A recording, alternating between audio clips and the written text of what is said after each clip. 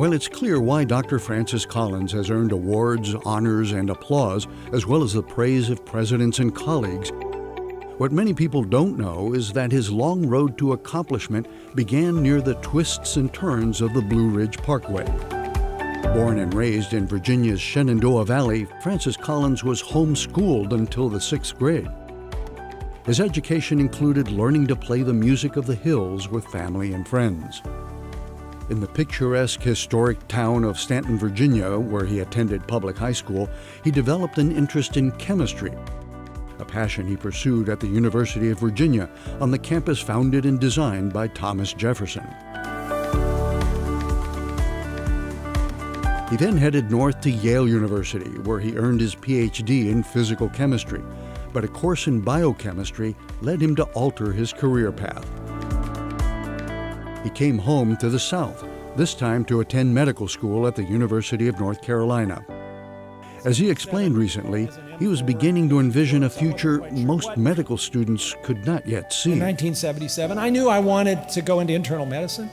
I knew I was interested in genetics, and I knew I wanted to somehow put those things together, and most of my classmates thought that didn't make a lot of sense. How are you going to put genetics and internal medicine together? They didn't see a whole lot of that going on. Well, okay, look around you. It happened, people.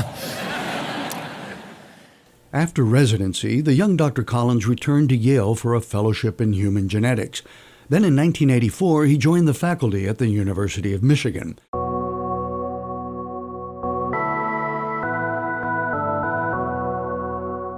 The field was on the cusp of historic breakthroughs, and over the ensuing decades, Francis Collins would demonstrate the vision to be in the midst of most of them. His gene hunting approach, which he named positional cloning, helped open the door to modern molecular genetics.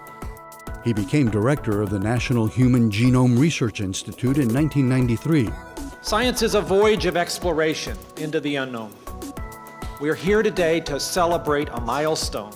By 2000, he joined President Bill Clinton and biologist Craig Venter in announcing the working draft of the human genome. Collins said it was awe-inspiring to realize that we have caught the first glimpse of our own instruction book, previously known only to God. In 2009, President Barack Obama nominated Dr. Collins to be director of the National Institutes of Health. The Senate confirmed him unanimously.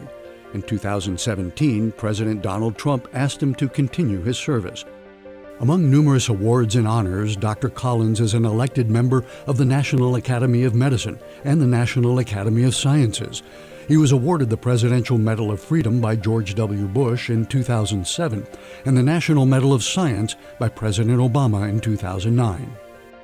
Throughout his career, Francis Collins has combined scientific brilliance with deep compassion and wide-ranging intellectual curiosity, most recently spearheading the Brain Research Initiative and the NIH Precision Medicine Project dubbed All of Us to compile the world's largest genetic library.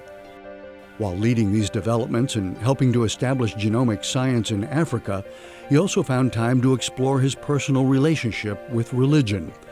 In 2006, he published The Language of God, A Scientist Presents Evidence for Belief, the first of several books on this sensitive topic.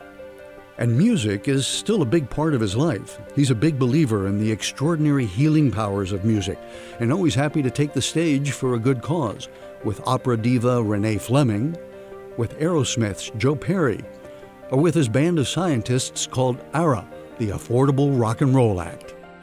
Dr. Collins' ability to make science accessible and his sense of humor makes him a welcome guest on radio and television programs.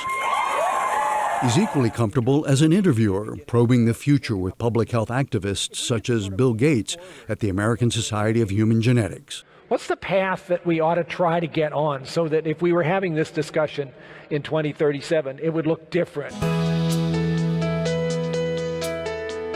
As leader of the National Institutes of Health, Dr. Collins continues to put his knowledge, experience, and wisdom toward the service of humankind, responding to crises such as Ebola in Africa and the opioid epidemic in the United States, considering how personalized medicine might transform healthcare in the future, and lifting up a new generation of scientists, adapting a tune by Bob Dylan at the University of Michigan's commencement. For curing disease is our greatest frontier. If the future we hope to be saving